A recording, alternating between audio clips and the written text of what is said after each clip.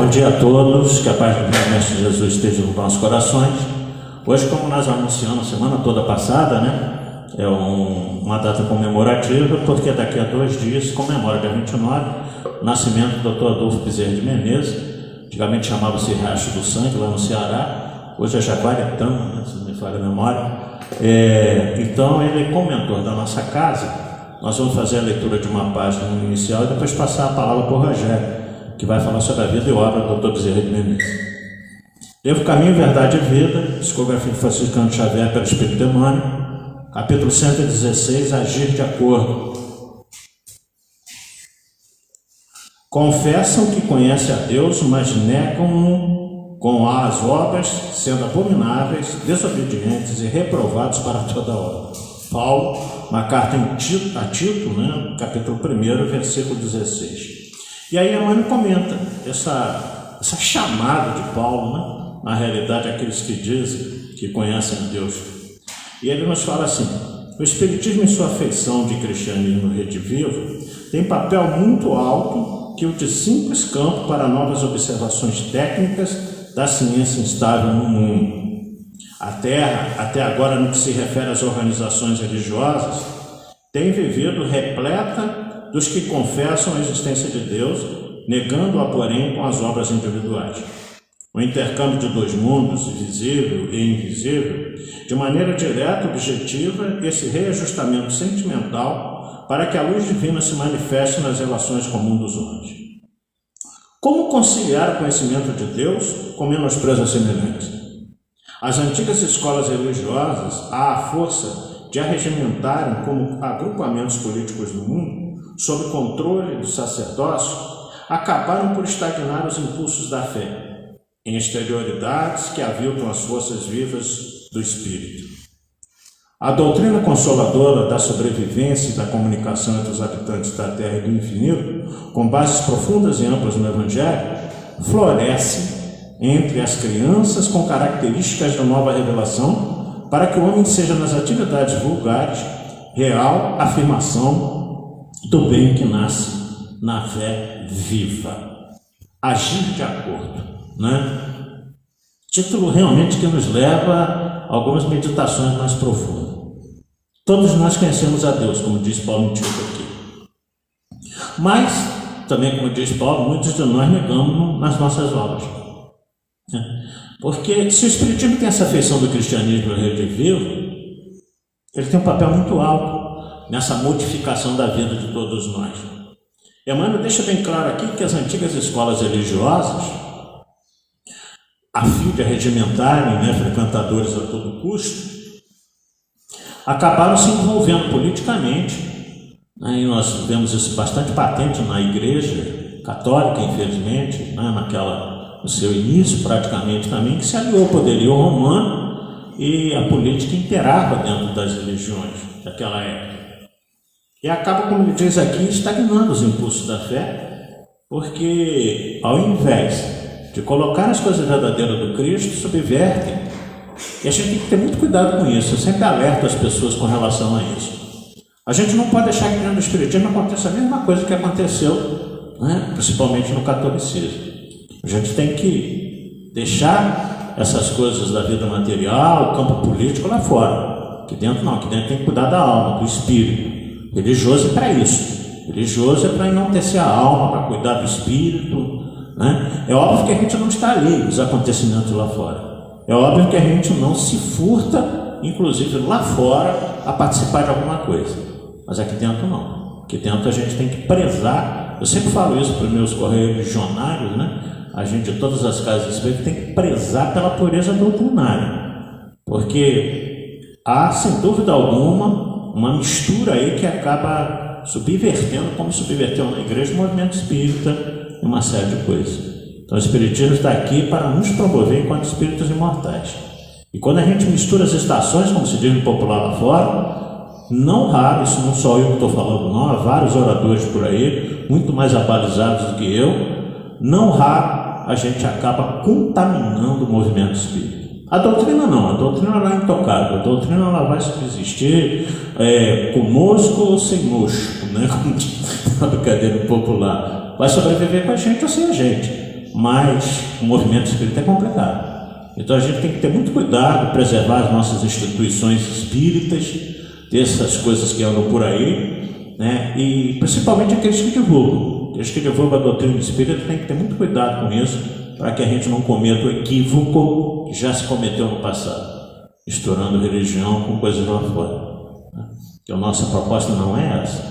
Nossa proposta, como diz aqui Paulo em Tito, é realmente procurar conhecer a Deus, seguir a Deus e não falsear os seus ensinos, como Paulo escreve a Tito, nesse primeiro capítulo aqui, ok? Então nós vamos elevar os nossos pensamentos ao alto, pedir a Jesus que nos ampare nesse momento, principalmente ao Rogério, seu mentor espiritual, para essa bibliografia que ele vai nos fazer acerca do Dr. Adolfo Bezerra de Menezes, que ele possa ser bem sucedido, amparado pelos seus amigos espirituais, e que a gente possa relembrar toda a vida, né? Ou pelo menos um resumo. É óbvio que 50 minutos não dá tempo, mas uma boa parte da vida desse espírito luminar, que é o mentor de várias casas espíritas, inclusive da nossa. Nossa Mãe Maria Santíssima, que o Dr. Bezerra de Menezes tinha uma afinidade muito grande, envolva todos nós nesse momento.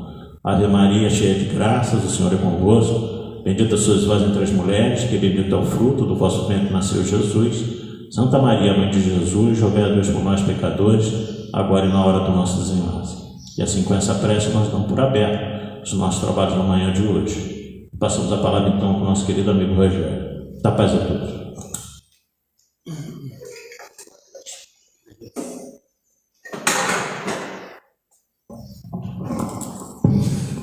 Bom dia a todos. Que a paz do nosso Mestre Jesus nos envolva, que o nosso bom anjo guardião possa nos sustentar, nos ajudar a manter a serenidade e a concentração para a gente poder falar um pouquinho do que a gente andou pesquisando aqui. Falar de Bezerra de Menezes é uma responsabilidade grande, porque é um espírito de um grau avançado, né? E a gente tem que ter o cuidado para não se desvirtuar. A gente pesquisou aqui na doutrina espírita e através da internet, e como o Robinson falou, o nascimento dele se deu a 29 de agosto de 1831, e o seu óbito, a sua passagem, o seu retorno à vida espiritual, a 11 de abril de 1900. De nome Adolfo Bezerra de Menezes Cavalcante, conhecido por nós como Bezerra de Menezes. Ele nasceu, como o Robinson também falou, em Riacho do Sangue, lá no Ceará. Uma cidade interiorana. Pai e mãe tinha terras, tinha algumas posses, tinha alguns títulos, mas como era na época do Império, sujeito às reveses da política, que se hoje a gente acha que é rigoroso, é cheio de percalços, cheio de injustiças, o rigor naquela época era muito maior. E ao mesmo tempo que as pessoas ascendiam socialmente no conceito do governo da época, da mesma forma eram destituídos também. E na família dele aconteceu isso. Os avós se envolveram em questões lá e foram mortos. O pai dele também se envolveu em questões e perdeu tudo. E na época do falecimento dele, ele se deslocou para o Rio. Aí a gente vê o esforço de cada um para a trajetória que a gente traça na vida na Terra. E Allan Kardec, Bezerra de Menezes teve essa oportunidade. A sua infância lá no Nordeste, ele fez alguns estudos e já lá naquela época, inclusive o latim, que era comum naquela época, ele aprendeu. Então ele era versátil no latim como em mais 2 línguas também. Fez os estudos e veio para o Rio.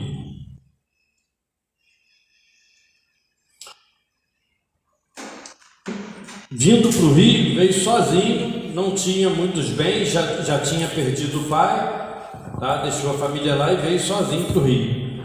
Em 1838 ele conseguiu entrar para a escola de medicina, que foi a profissão que ele escolheu para ele.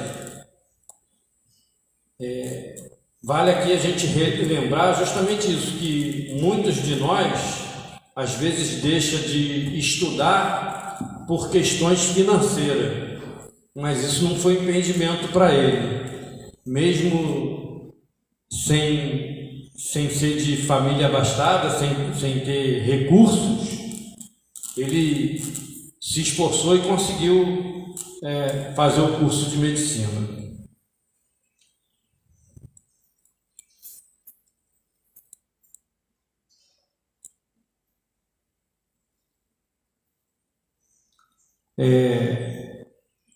Aqui diz que por perseguições políticas e dificuldades financeiras a família se mudou para a Serra dos Martins. Inclusive tem um livro dele com o pseudônimo de Max, cujo título é O Evangelho do Futuro, que retrata essa época dele lá na Serra dos Martins.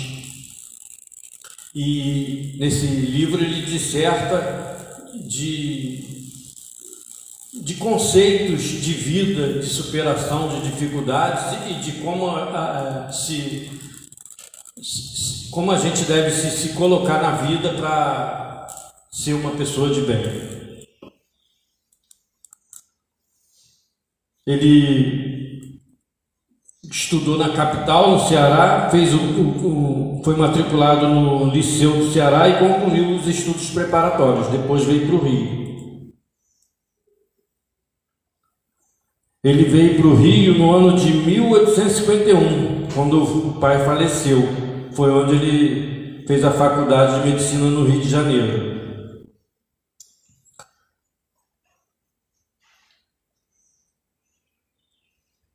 Ele, para sobreviver, ele dava algumas aulas. Inclusive tem um caso que, uma certa ocasião, durante o curso, ele teve dificuldades de pagar algumas despesas referentes à faculdade e estava numa situação difícil, não sabia o que fazer, bem apreensivo, e como era do seu hábito, embora ainda não fosse espírita, mas era um homem de fé, sempre acreditou em Deus e elevava suas preces, né? E aí surge um jovem universitário também pedindo aulas particulares de matemática, que inclusive ele não era muito afeito a essa matéria. E ficou resistente no início, mas o jovem insistiu e era de família abastada, adiantou o pagamento a ele justamente da quantia que ele precisava, 50 mil réis, acho que era isso, e tratou o estudo e nunca mais apareceu. Foi uma providência divina para prover ele dos recursos que ele precisava. E aí ele graduou em 1856, ele desenvolveu uma tese sobre uma doença comum na época, o cancro, que é uma DST, né? É uma doença venérea. Ele desenvolveu essa tese. Depois ele foi chamado por um professor dele, que ganhou um cargo, e foi chamado para trabalhar com esse professor. Depois ele fez concurso e passou para trabalhar no Exército Brasileiro na área médica também.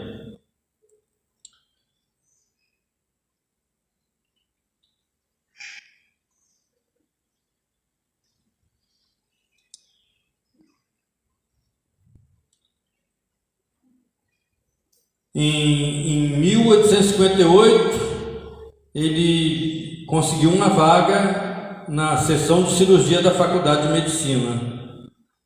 E nesse mesmo ano saiu a sua nomeação como assistente do Corpo de Saúde do Exército. E aí ele era cirurgião-tenente no Exército.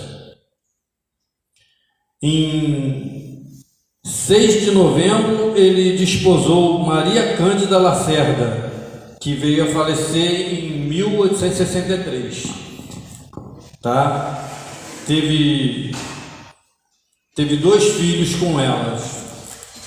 Depois disso, ele contraiu segundas núpcias com a irmã dessa primeira esposa dele. E com ela teve mais 7 filhos. Eu acho interessante a gente observar na história do Bezerra como homem no mundo, a sua integridade moral e o seu comportamento, mas a sua vivência como homem. Ele buscou os caminhos da cultura, sempre se portou dignamente, foi homem, foi pai de família, 2 famílias, e coisas que na vida comum a gente tem muitos preconceitos, cria muitas barreiras. Ele se casou com a primeira esposa, ela veio a falecer, e a irmã dele, a cunhada dele, irmã da falecida esposa, próxima dele, ajudou ele na criação dos filhos, e ele, por questões como homem e como homem da sociedade, achou melhor casar-se com ela para evitar justamente comentários maldosos, e aí casou com ela. O que muitas das vezes no mundo a gente vê como, poxa, estranho, casou com a irmã e tal, que gera comentários, mas ele o faz justamente com a prevenção de coisas maldosas. E a gente vê que ao longo da vida dele, ele constrói uma vida de trabalho, mas não se preocupa jamais com bens, com aquisição de bens, com acúmulo de bens. Tem 7 filhos e os educa, mas não tem essa preocupação de ficar acumulando bens por causa da prole nem nada. Ele se casou de novo em 1865.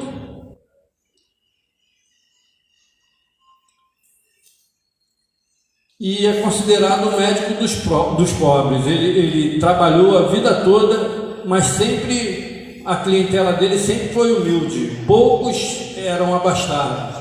Então, a maioria das vezes ele vive mais com a renda que tinha do exército e tal, mas não conseguiu fazer fortuna como a maioria dos médicos. Em 1860, ele é convidado por alguns amigos a entrar na política e se candidatou e ganhou as eleições, e aí ele entra na vida política. Ele entra na vida política, mas ele não abandona a vida de médico dele, sempre conseguiu conciliar as duas coisas, porque com a vida de médico dele era o que ele se satisfazia como pessoa, como ser humano, como espírito. Era como ele crescia moralmente. Tinha as atribuições dele como político, foi eleito várias vezes, também foi interditado também algumas vezes, que a política na época era mais rigorosa, e como a gente vê nos dias atuais, um partido sobe, outro desce, as pessoas perdem o cargo de repente, ele também sofreu perseguição. além de político, ele enveredou também pela carreira empresarial, promoveu o progresso na região, construiu estrada de ferros, mas não era assim um homem voltado aos negócios, e durante um certo tempo fluiu, mas depois ele perdeu dinheiro e perdeu a estrada de ferro, né?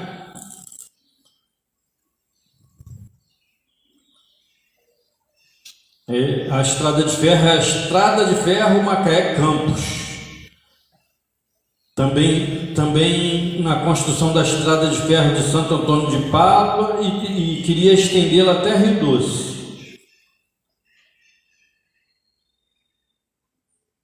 Trabalhou também na Companhia Arquitetônica de Vila Isabel, que cuidava do paisagismo da cidade. No bairro Vila Isabel, entre o centro e a zona norte do Rio, tem um parque até hoje, uma área verde, que foi justamente na época dele que foi criado, é o chamado Boulevard. Hoje está bem mais refeito a pavimentação, a estrutura arquitetônica, mas mantém os mesmos princípios da época dele. Criou trilhos entre o Caju e a Tijuca.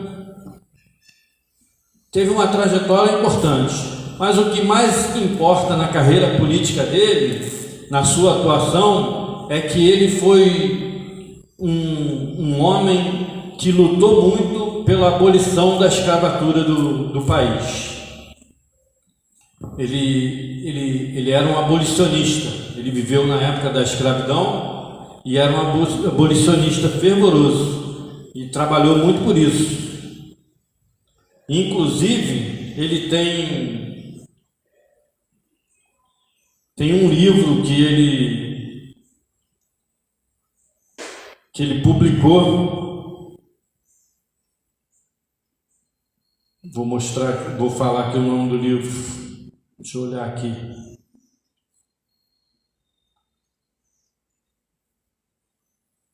Ele fez um estudo na época sobre as necessidades das providências que se precisavam tomar. Medidas que convém tomar. A escravidão no Brasil, para extingui-la sem dano para a nação. Então, são 42 páginas que o livro tem, destinado ao público, na época em que ele era político. Ele publicou isso. E isso foi um dos motivos que, algumas vezes, ele teve que deixar a política, mas voltava em seguida. Então, um abolicionista convicto ele, lutou pela libertação dos escravos. Tem um outro livro,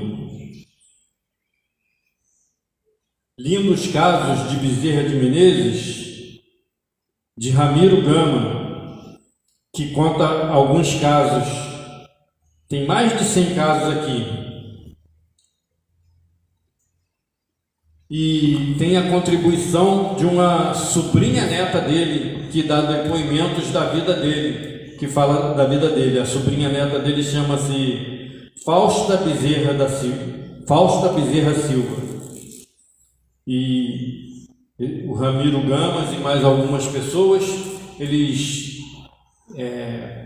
frequentavam a mocidade espírita lá do lado de Três Rios, eram atuantes do espiritismo e conviveram na época com Bittencourt Sampaio, com vários expoentes da doutrina na época, e eram bastante atuantes. E os próprios jovens da mocidade, em certa ocasião, uma época comemorativa,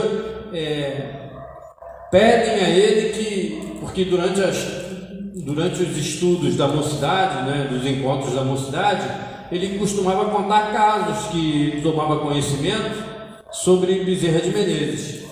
E uma dessas ocasiões, os jovens reunidos, aqueles grupos mais íntimos e mais que conviviam mais na casa, sugeriram a ele que fizesse um livro com esses contos. E aí surge esse livro, Lindos Casos de Bezerra de Menezes, né? Então ele faz uma entrevista com a sobrinha neta dele, que conta muitas histórias a respeito, na época que Bezerra frequentava a casa dela, dos pais dela, ela ainda adolescente, e ela dá muitos depoimentos. Depois disso ele reúne os diversos casos, né? E a gente vê aqui, por exemplo,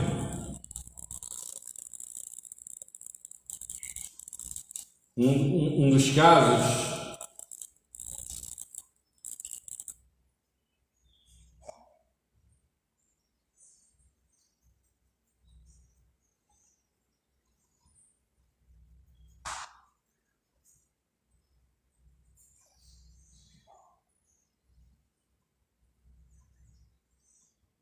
aqui, ó, no 43º, não, 43º é a história.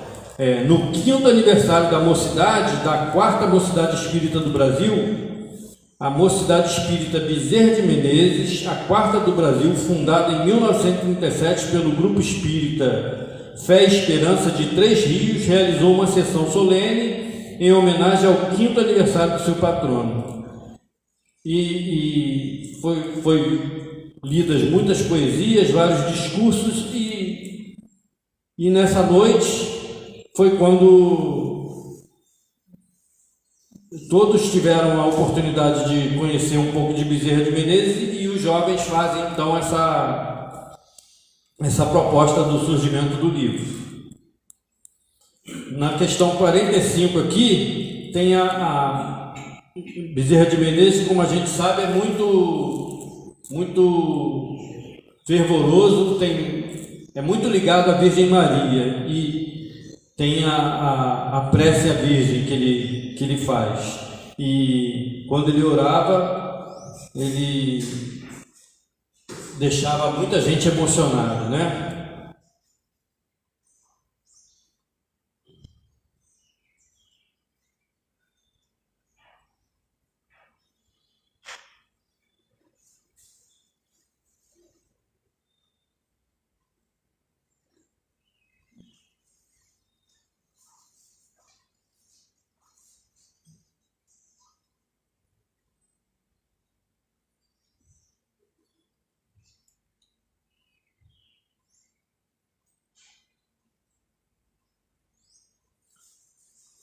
Tem uma história, ele perde uma filha na juventude, na faixa de 18 a 20 anos. E aí ele vai no velório, né? No meio das suas atribuições, ele vai no velório e tudo, e conta os amigos que estavam presentes que ele vai no velório e se aproxima num jardim lá, colhe algumas flores, variadas flores, leva, deposita lá no momento que está sendo sepultada, deposita, faz a oração, demonstra o seu carinho, o seu afeto, as lágrimas descem naturalmente, né? Mas ele, no mesmo dia do velório, à noite, ele já espírita, ele vai à Federação Espírita, a Casa de Ismael, né? Para uma palestra, para um estudo, e nesse mesmo dia, uma médium em transe dá a comunicação da filha, que dá o testemunho da sua vida espiritual, e era uma jovem que confortava muito ele em vida, nas suas atribulações da vida cotidiana. Ela era uma filha que lhe estimulava, que lhe dava conforto, tinha uma ligação afetiva com ela grande, e era um espírito bom. E quando ela retorna à pátria espiritual, ela dá essa revelação a ele, e do mundo espiritual, ela consegue, no longo da sua carreira, auxiliar ele por diversas vezes, porque já era um espírito espiritualizado, de quem ele tinha várias ligações, e o assiste sempre nas suas jornadas.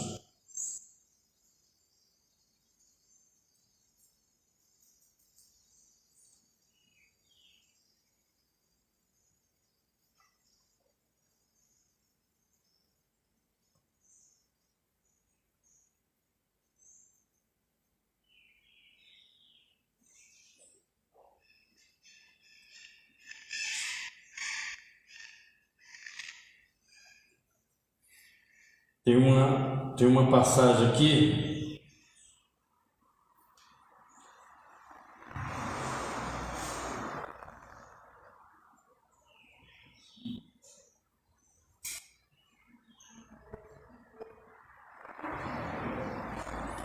Notícia de Bezerra, questão 100. Junto ao Chico, em meio a outros companheiros,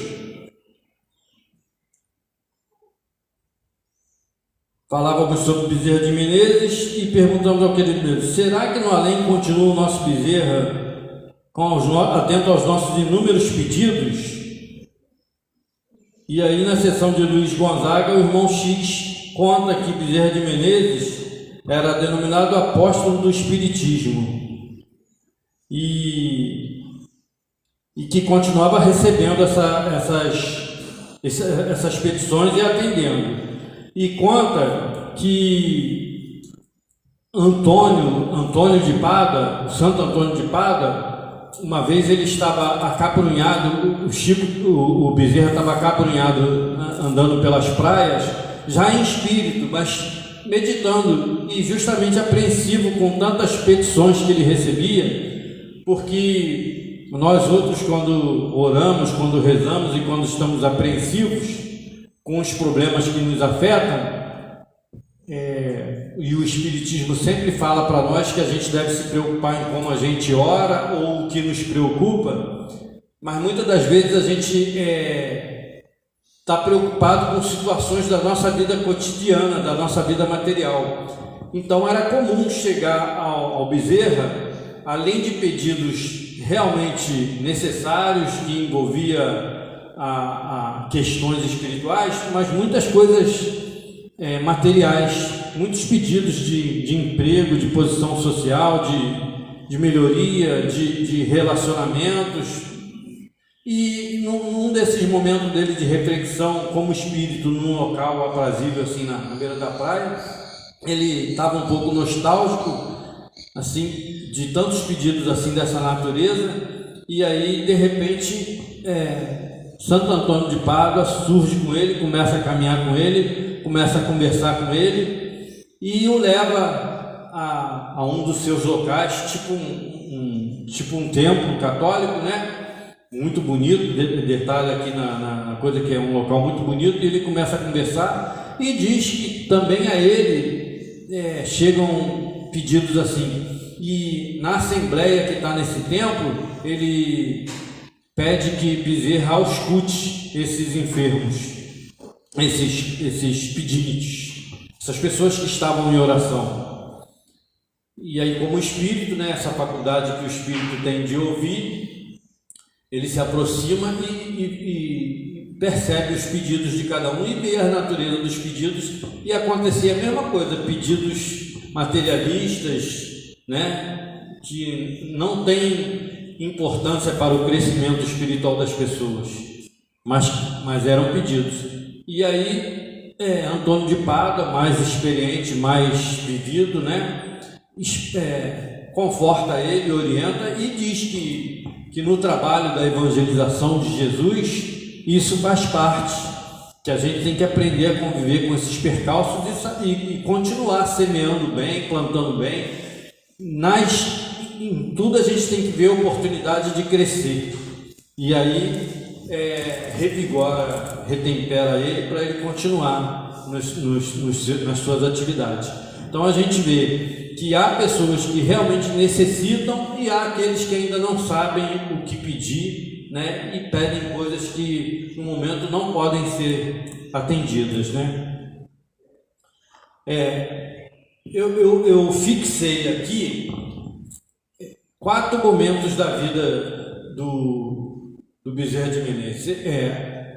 A sua infância, a sua juventude, que é o período da convivência familiar, dos primeiros estudos, a sua vinda para o Rio, quando ele entra para a faculdade e estuda, a sua trajetória política, o seu empenho em lutar pela abolição e o esforço que ele fez como homem público e a sua vida como homem no bem que ele semeou na sua vida, e até o momento que ele conhece o Espiritismo. E mesmo antes de conhecer o Espiritismo, ele já agia como um servidor do Cristo, independente da religião. Inclusive, há um testemunho dele de que quando ele tem acesso à doutrina dos Espíritos pela primeira vez, ele está lendo um livro num trem, uma viagem que ele faria que demoraria 1 hora, e depois ele comenta que, ao ler o livro, parece que ele já conhecia aquilo tudo. São as reminiscências de espírito, do que a gente traz de espírito, do que a gente já viveu, do que a gente já entende da vida como um todo, não só desse momento encarnado, e a partir daí ele se liga ao Espiritismo. Mais adiante ele se liga à Federação Espírita Brasileira e acaba sendo convocado para presidir a entidade numa ocasião, num momento de divisão da doutrina, porque haviam naquela época 2 grupos de espíritas. Como a gente, quando estuda a doutrina dos espíritos, há quem se atém a fenômenos, há quem se atém no ponto filosófico, no ponto intelectual, e há quem realmente busca viver o espiritismo, né? Naquela época haviam os chamados místicos e os científicos, e ele tinha por missão unificar, apaziguar isso, como teve depois a missão e que carrega até hoje da unificação e da vivência da unificação da doutrina e de estimular as mocidades. No estímulo às mocidades, inclusive, Bezerra de Menezes, como espírito, ele tem uma obra vasta, vários livros publicados, psicografados. Eu tive a oportunidade de ler esse livro aqui, A Tragédia de Santa Maria. É um livro que ele publicou e conta a sua trajetória aqui na Terra, como encarnado, e o relacionamento que ele trava com uma família, e através dessa família também ele vive muitas experiências e também conhece o Espiritismo através dessa família. Na Tragédia de Santa Maria, a gente pode ver a narrativa do Bezerra de Menezes, logo de início, as atribuições dele como espírito já evoluído.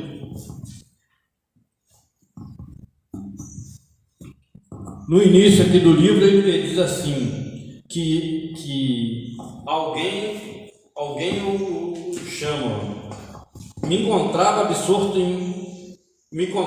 eu absorto das atrações terrenas, atendendo a lides espirituais afetas às minhas responsabilidades de obreiro mínimo na estância. Aí de repente repercutiu no meu sensório espiritual, causando surpresa a uma força que me buscava. Voltei-me pressuroso para indagar quem assim pensava em mim, terna e confiantemente. Então a gente lembra aqui da doutrina dos espíritos, que fala das atribuições do espírito, da ubiquidade do espírito, né? Do desdobramento, e ele fazendo uma coisa consegue se voltar para o outro para atender, e observa Quem me falava assim, porém, descobri, curioso, perscrutei seus pensamentos e descobri, envolta em indecisões e desejos nobres, uma tese moral doutrinária espírita aproveitável. Ofereciam-me uma tese, e aí a partir daí ele estuda essa tese e surge esse livro aqui, em que ele conta a trajetória dele como homem já na vida adulta e como ele encontra um pai de família que havia vivido uma tragédia. Era um português abastado, com posses, que veio para o Brasil, tinha terras, também era médico, mas por herança tinha terras que o avô e o pai lhe deixou. E aí ele se casa com traz uma jovem linda lá de Portugal, com quem ele casou, era apaixonado por essa jovem. Viveram lindos três anos de felicidade. Quando ela engravida, ele leva ela para a fazenda para que tenha uma vida mais tranquila e para que o nascimento da criança se dê em situações mais confortáveis. Ele, sendo médico, tenta cuidar dela, mas ainda traz mais 3 médicos. E aí, de repente, o final da gestação se complica. No final da gestação, a amada dele morre, ele entra em desespero. Numa crise de desespero, ele quase estrangula a filhinha, apartam ela dele. Depois ele se deprime, é aconselhado por amigos a vir para a cidade, voltar para a cidade, e por coincidência ele morava no bairro de São Cristóvão, onde Bezerra também na época morava, e numa dessas crises dele de depressão, ele tenta se suicidar, ao mesmo tempo que a filhinha estava enferma, com pneumonias e tudo mais. E aí ele é chamado no meio da madrugada, como a gente está acostumado a ouvir, que por muitas vezes Bezerra saía de casa, largava tudo em casa, como já largou filho doente em casa para ir cuidar de outros. Nessa ocasião ele também foi chamado de madrugada e é levado à casa desse senhor. E ele conta, né, nessa passagem que ele não sabia quem ele cuidava primeiro, se o pai da criança ou se a criança. E aí ele lembra do recurso da prece, ainda não era espírita, mas lembra do recurso da prece, e aí tem a intuição, cuida do pai que estava assim, tinha se envenenado, e ao mesmo tempo ia lá na criança, assistia, pedia medicamentos. Ficou lá até o dia seguinte, 3 horas da tarde, mandava emissários na casa dele buscar medicamentos, cuidou, restabeleceu, fez um vínculo de amizade com a família. A partir daí, 2 anos depois, ele é convidado por esse homem a batizar a criancinha que ele salvou. Estabelece um vínculo de vida a vida toda, acompanha a trajetória dessa família. A criança cresce, vai para Portugal, para a casa dos avós, estudar. Ele escravagista e o Bezerra abolicionista. Cada um respeita o outro nas suas opiniões, apesar com amizade. E durante o período que a filha está na Europa, o amigo viaja pelo país, conhece uma jovem e por invigilância se envolve com a jovem, traz a jovem para dentro de casa sem se casar e cria uma situação que é um arrastamento para a sua vida todinha, de uma vida de preocupações, uma vida de uma união infeliz e que tem consequências trágicas que leva até a morte da sua filha, em que essa companheira acaba assassinando sua filha. Mas antes disso, a filha retorna para cá, é recebida e demonstra toda a sua inteligência e demonstra também toda a sua espiritualidade e tem oportunidade de diversas vezes falar como se espiritualizou assim, embora tenha sido educada num colégio de freiras, conheceu uma família lá a doutrina espírita que foi trazida para o orbe nessa ocasião lá na França por Allan Kardec. Eles são contemporâneos, viveram nessa mesma época, né? Kardec lá, Bezerra aqui.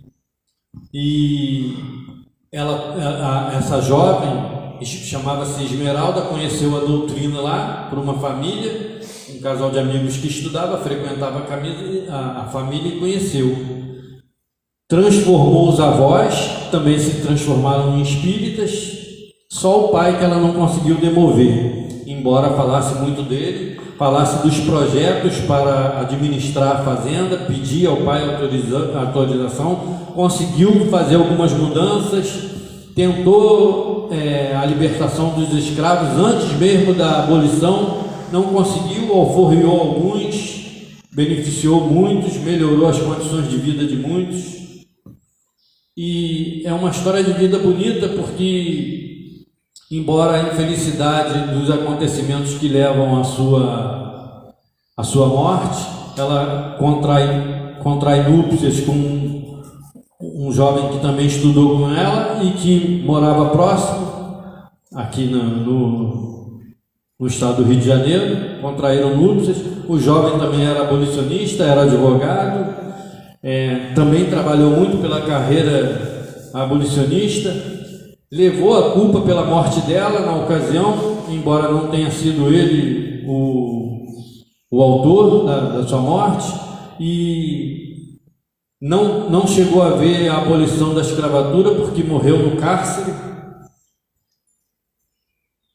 mas em espírito ele, na vida espiritual, depois confortado, recebido por amigos na vida espiritual, meses depois, quando acontece a abolição da escravatura assinada pela princesa Isabel, ele sente uma vibração que o traz de volta às cenas terrestres, e é quando ele percebe que está acontecendo a abolição da escravatura, e aqueles tantos a quem ele beneficiou, por lembrarem dele, o traz de volta à cena terrestre, e ele tem essas gratas recordações como espírito.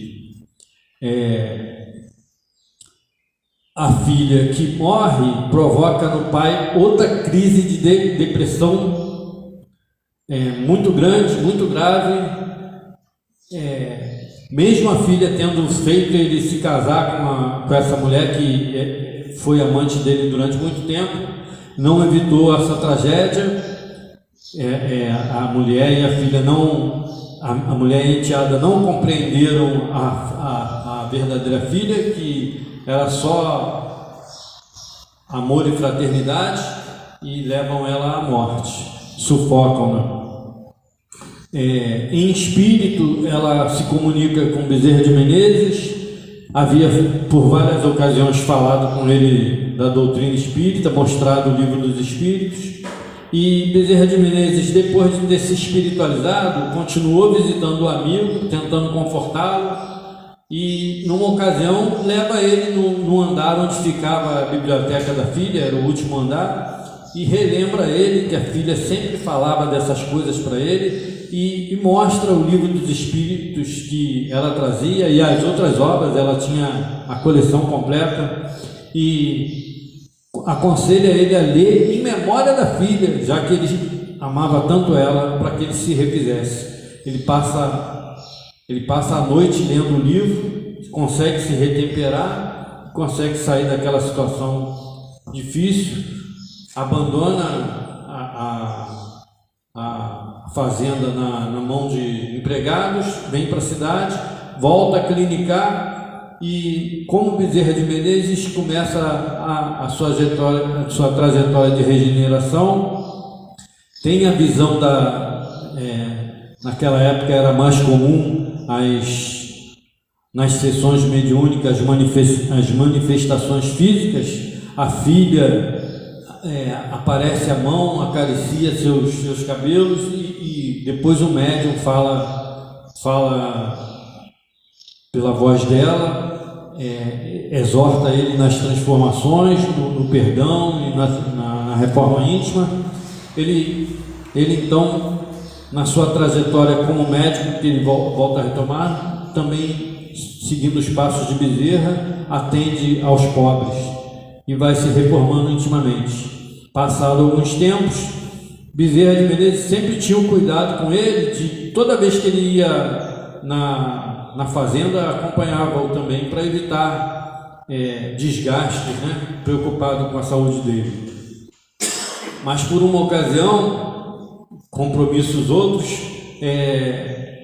Bezerra não está presente, ele resolve ir, sem o conhecimento de Bezerra, vai à fazenda, e por essa ocasião, um escravo que era muito ligado a eles, ligado à sua filha que morreu, no dia da sua morte, ele presenciou o assassinato dela, era criança e entrou em choque, não falou nada. Depois a mãe o apartou, não deixou ele falar, mas quando ele volta, 7 anos depois, ele já jovem, ele pede o padrinho para voltar para a cidade, que não gostava, não tinha boas memórias daquele lugar, queria ir para a cidade, mas aí o padrinho diz para ele: não, eu preciso que você fique, porque você vai assumir a fazenda.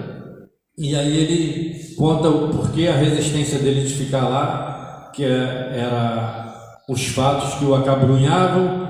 Quando ele ameaça contar a verdade do assassinato da sua madrinha, filha do dono da fazenda, a esposa dele, já enlouquecida, vivendo naqueles locais ali, totalmente enlouquecida, entra em cena e ela mesma se confessa. Como em reuniões mediúnicas a filha já havia falado da necessidade do perdão incondicional, ele consegue manter a serenidade e sustentar a companheira que ele realmente tanto não soube ter como companheira, né? E a sustenta, não dá queixa. Quem toma essas iniciativas são os empregados depois, novas diligências são feitas. Ela não é condenada porque é dada como doente mental e é colocada no sanatório. A trajetória é extensa dessa história, e nessa trajetória o espírito da filha notifica ele que vai reencarnar novamente no seio da mesma família, volta como sobrinha neta, e ele vai ter oportunidade de tê-la novamente nos braços, ainda criança, e é onde ele deixa toda a herança para essa sobrinha neta. E por orientação do espírito da filha ainda desencarnada, preparando a reencarnação, diz a ele que aceita a herança, mas que por prevenção, que a sua primeira fase de existência deve ser na pobreza. Então ela só deveria assumir, isso consta em testamento, ela só deveria assumir a herança aos 25 anos de idade. Então ela tem uma vida humilde. Os tutores da herança permitem, porém, que ela tenha recurso para estudar. Ela vai para um colégio interno, estuda. Quando sai do colégio interno, precisa ganhar a vida como pessoa humilde, vem para a cidade grande, trabalha em fábrica humildemente, mas a doutrina espírita também já estava enraizada nela. Ela estudava a doutrina, se protegia das viciações do mundo e cumpriu aquela faixa de idade, até que aos 25 anos ela retorna para a fazenda e assume a fazenda, toda disposta,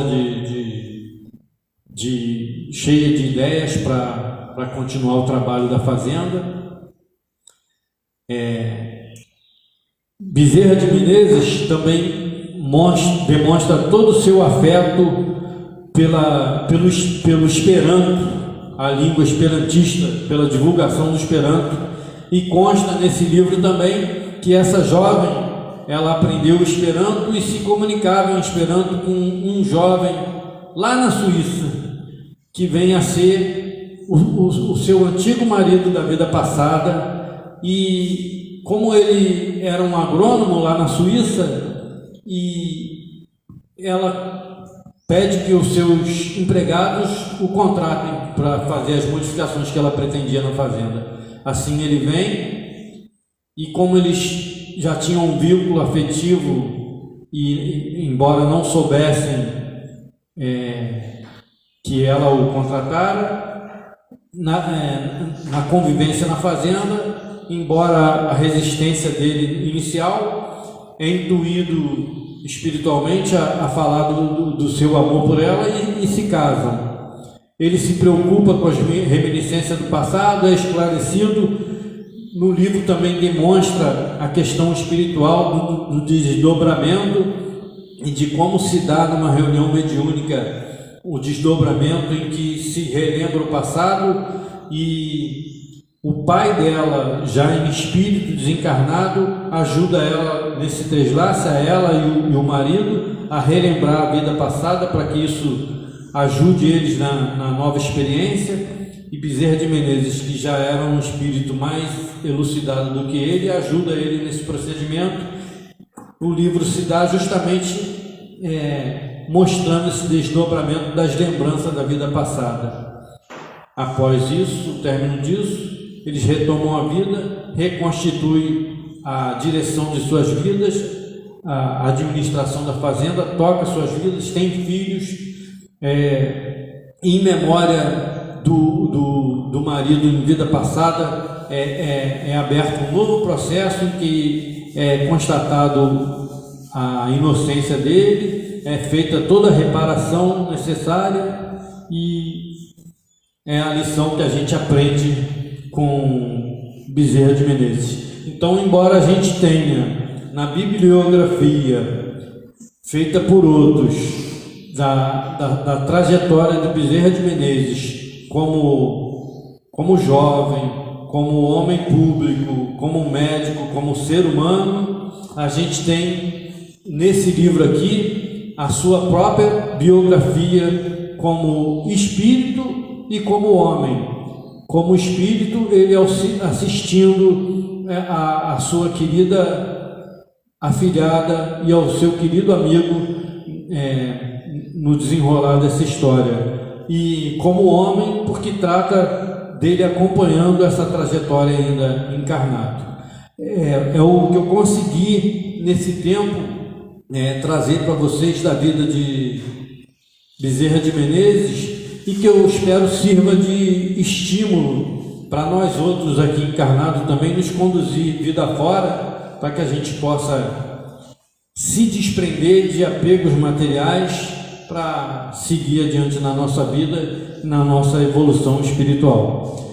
Que não seja impedimento para a gente não ter bens materiais para fazer o bem, porque ele cita aqui diversas vezes que o maior bem que a gente pode fazer é o tempo que a gente pode dispor e o que a gente pode oferecer no relacionamento, no que a gente pode dar de conforto às experiências de cada um, ao esclarecimento de cada um, ao invés de se preocupar em só dar bens materiais. Quando a gente tem a intenção de fazer o bem, os recursos vêm, como muitas vezes chegou até ele. É o que eu tinha para dizer. Que Jesus nos abençoe e nos ilumine. Muita paz.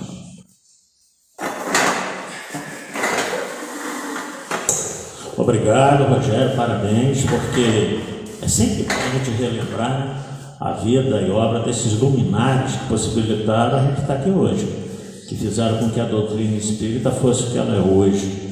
E a gente costuma dizer que o pessoal tem memória curta, não se esquece desses grandes vultos aí do movimento espírita. Fazendo um adendo ao nosso comentário inicial, Dr. Bezerra de Menezes, eu obviamente não vou completar a palestra do Rogério, que nem precisa, o Rogério foi muito feliz. Ele foi político até 1885, foi deputado-geral. Um ano depois, em 1886, ele se declara adepto dos postulados espíritas e nunca mais quer saber da política, né? Eu tinha feito aquele comentário no início. Aí então o espírita não pode ser político? Pelo contrário. Imagina se mais da metade dos nossos políticos tivessem as convicções espíritas que nós temos, né? Com certeza as coisas caminhariam bem melhor. Agora precisa separar, porque ao invés que a gente tem observado isso, como dirigente espírita tem que ter essa preocupação, ao invés da política estar sendo contaminada pelos postulados espíritas das outras religiões sérias que andam por aí, está acontecendo o contrário, né? Felizmente a política está contaminando as instituições religiosas, e isso é um problema muito sério. Não é de hoje, sempre aconteceu ao longo da história da humanidade, mas como eu disse lá no início, a gente tem que preservar a pureza doutrinária a todo custo, né? Então a política é boa, ela movimenta a sociedade, movimenta a humanidade, não resta dúvida.